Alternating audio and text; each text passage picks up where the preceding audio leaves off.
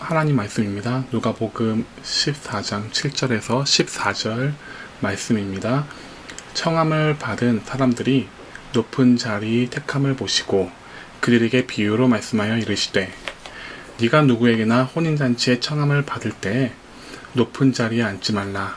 그렇지 않으면 너보다 더 높은 사람이 청함을 받는 경우에 너와 그를 청한 자가 와서 너더러 이 사람에게 자리를 내주라 하리니 그때에 네가 부끄러워 끝자리로 가게 되리라. 청함을 받을 때에 차라리 가서 끝자리에 앉으라. 그러면 너를 청한 자가 와서 너더러 벗이어 올라 앉으라 하리니 그때에야 함께 앉은 모든 사람이 앞에서 영광이 있으리라. 무릇 자기를 높이는 자는 낮아지고 자기를 낮추는 자는 높아지리라. 또 자기를 청한 자들에게 이르시되, 네가 점심이나 저녁이나 베풀거든 벗이나 형제나 친척이나 부한 이웃을 청하지 말라. 두렵건대 그 사람이 너를 도로 청하여 내게 가품이 될까 하노라. 잔치를 베풀거든 차라리 가난한 자들과 몸 불편한 자들과 저런 자들과 맹인들을 청하라. 그리하면 그들이 갚을 것이 없으므로 내게 복이 되리니 이는 의인들의 부활 시에 네가 갚음을 받겠음이라 하시더라. 네, 오늘 본문은 누가복음 14장 1절에 기록된 상황이 계속하여 전개되는 상황이 기록되어 있습니다. 누가복음 14장 1절에는 이런 말씀이죠. 안식일에 예수께서 한 바리새인 지도자의 집에 떡 잡수시러 들어가시니 그들이 엿보고 있더라. 예수님께서 한 바리새인 지도자의 집에서 떡을 잡수시러 가셔서 수종병 들린 자를 고쳐주시고 이제 바리새인들과 떡을 잡수시러 자리에 앉으셨을 때 높은 자리를 선택하여 인사들이 앉는 것을 보신 상황이었습니다. 이때 누가 높은 자리에 앉길 좋아했던 것일까요?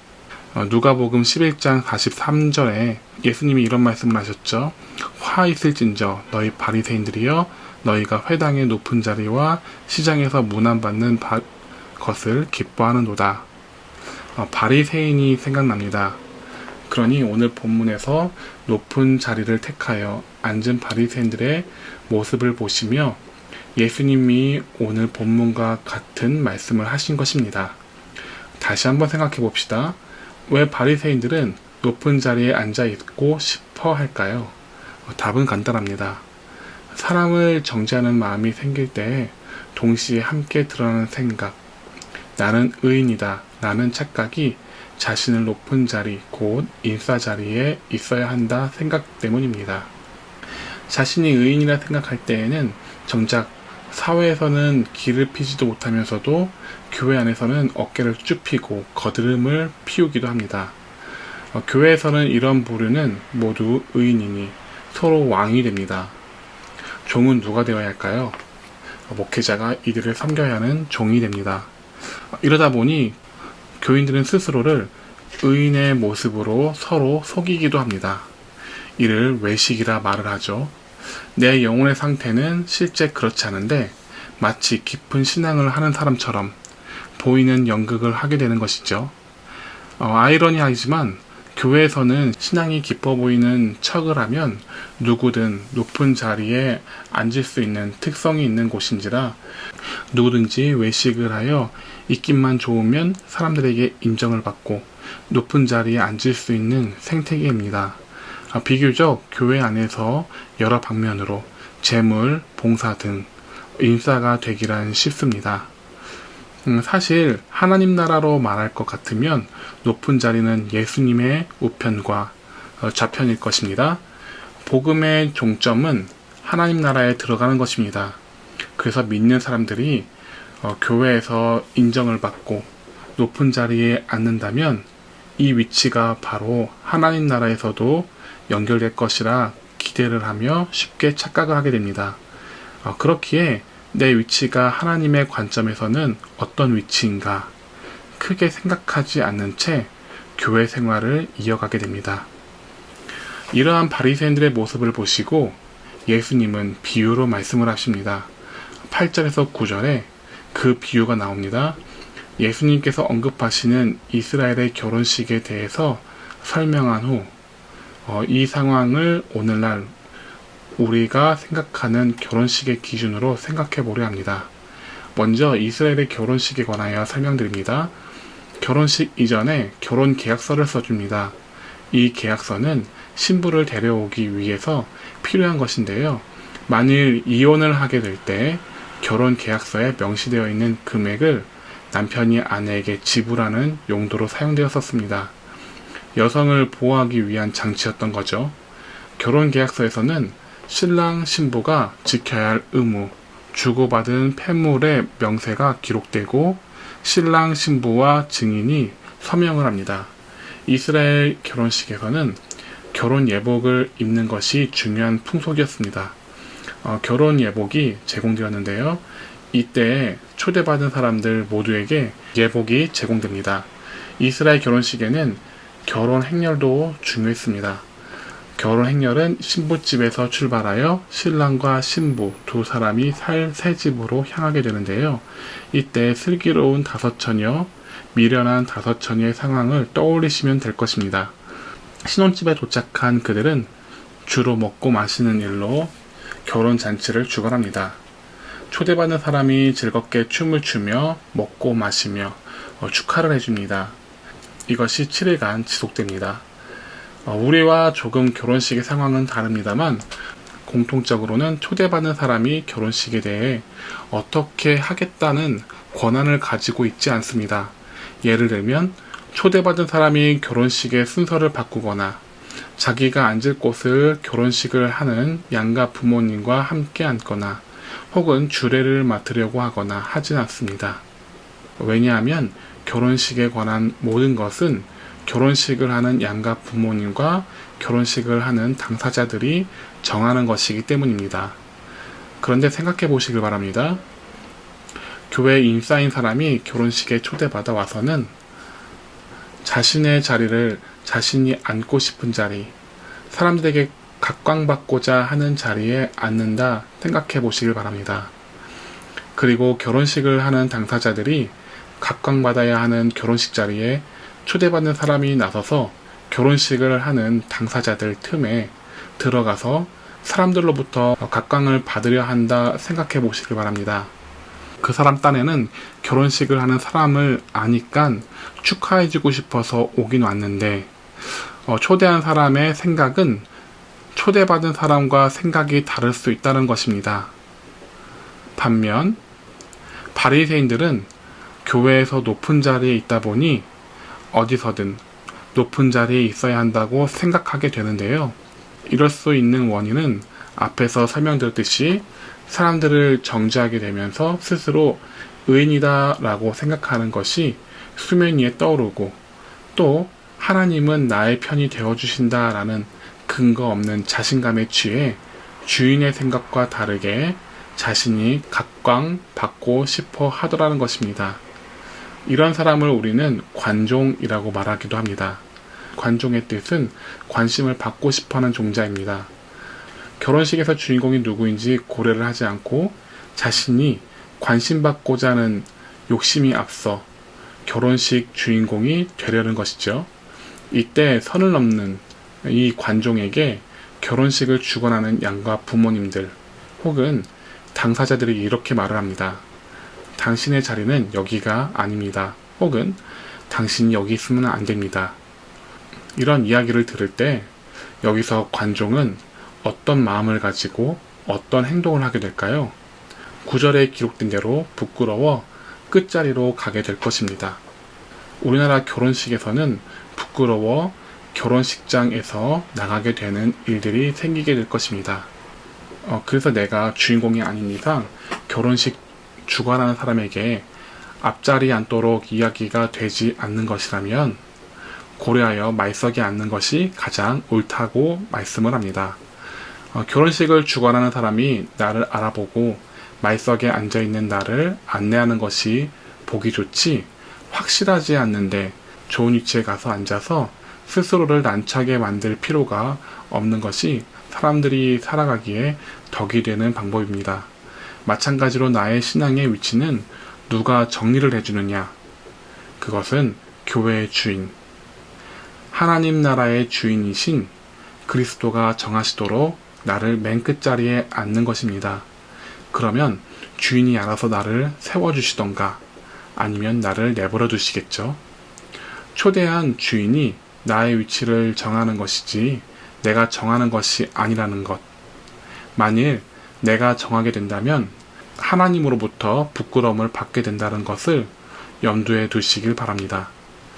오래 믿는 사람은 나의 신앙에 프라이드를 가지게 되고 한 교회에서 오랜 신앙생활을 하게 될 때에는 교회에서 어느 정도 내 위치가 자리 잡게 됩니다.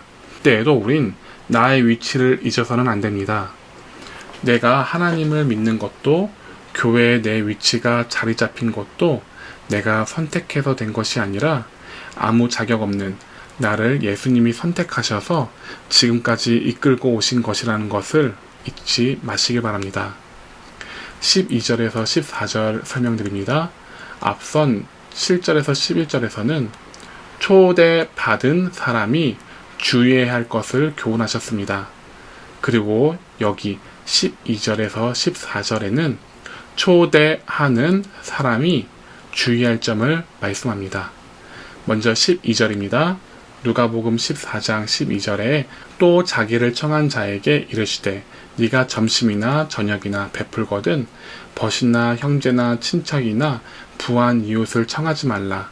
두렵건대 그 사람들이 너를 도로 청하여 내게 가품이 될까 하노라.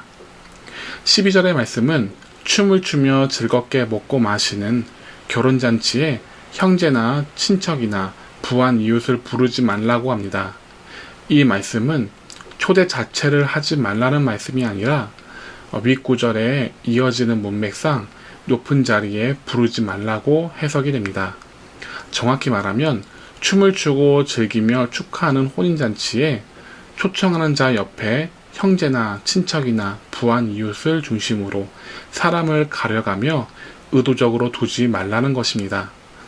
갚을 수 있는 자에게 그 자리를 준다면 갚을 수 있으니 자신의 체면을 지켜줬으니까 그 답례로 받게 되는 것이죠.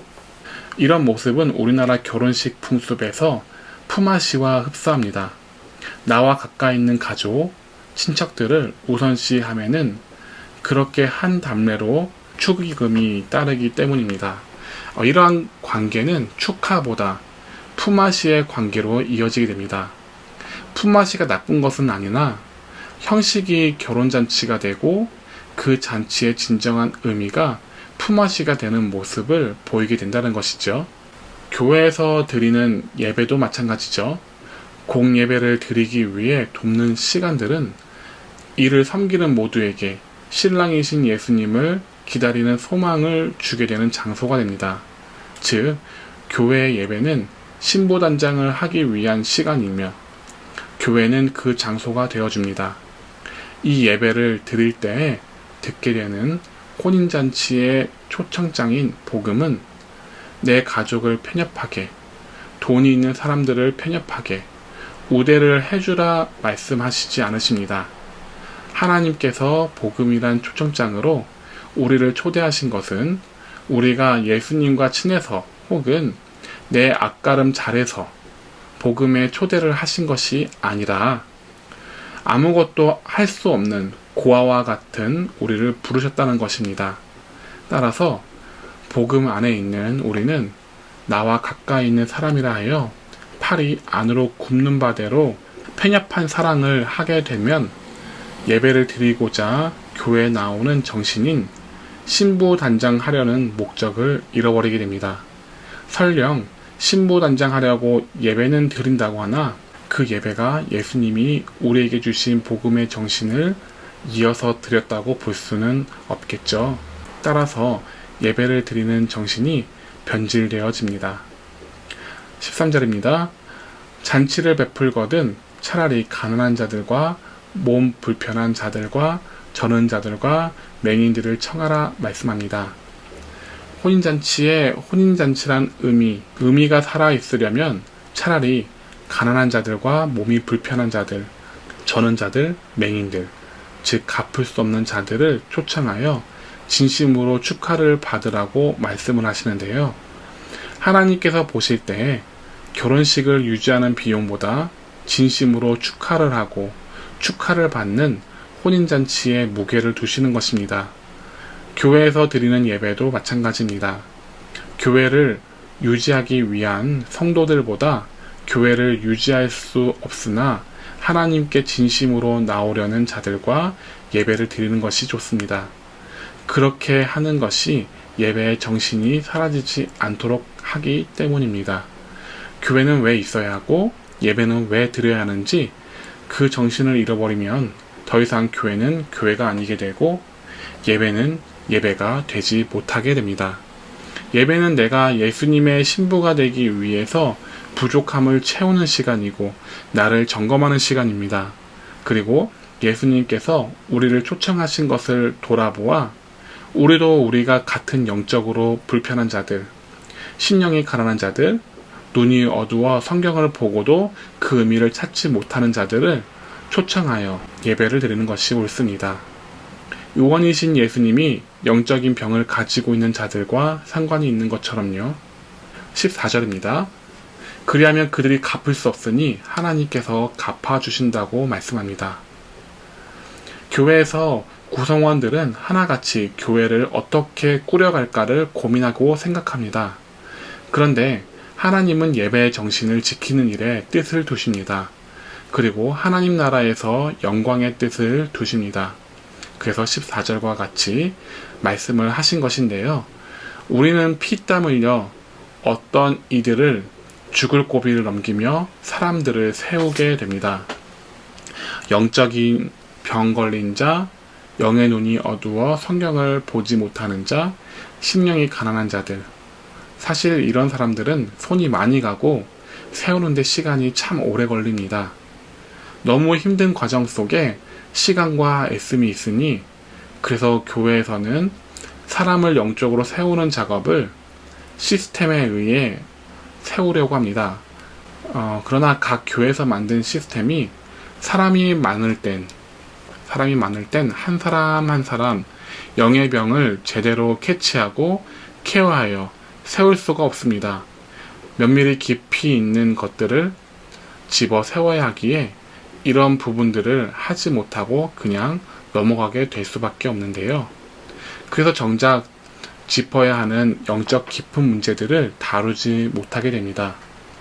그렇게 시스템에 의존하고 넘어가게 되면 이들의 영적인 문제에 집중하기보단 자연스레 예배란 의식에 집중하게 되어 예배란 정의에 있어서 선을 넘게 됩니다. 이때에는 예배가 아니게 되고 종교의식이 되어버립니다. 그래서 주님은 교회를 어떻게 꾸려나갈까? 이런 비본질이 아니라 교회의 정신은 무엇인가? 본질에 주목하도록 하시는 것입니다. 결론은 영적인 병을 캐치하여 면밀하게 그들의 영을 세워나가는 과정은 참으로 손이 많이 가고 정신도 많이 써야 하는데 때론 마음이 너덜너덜하기까지 괴로움을 겪기도 합니다. 하나님이 의인의 부활 시에 갚아주신다고 하십니다. 이 말씀은 무슨 말씀이냐 하면 내가 의인의 부활에 참여할 수 있게 된다는 것입니다.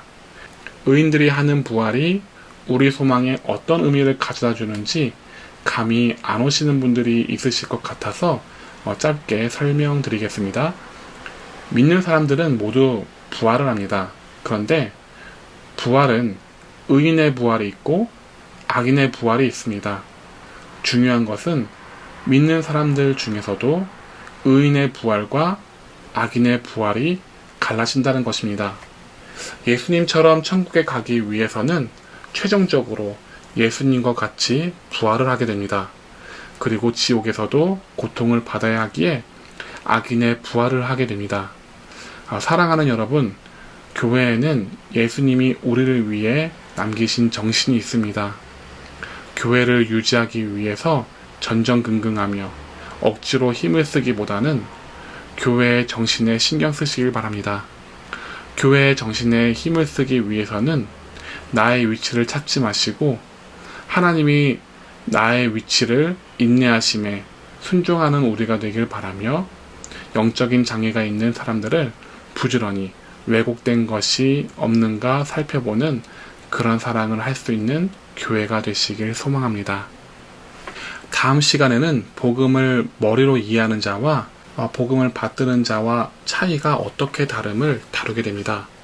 다음 시간까지 주 안에서 평안하시길 바랍니다. 샬롬.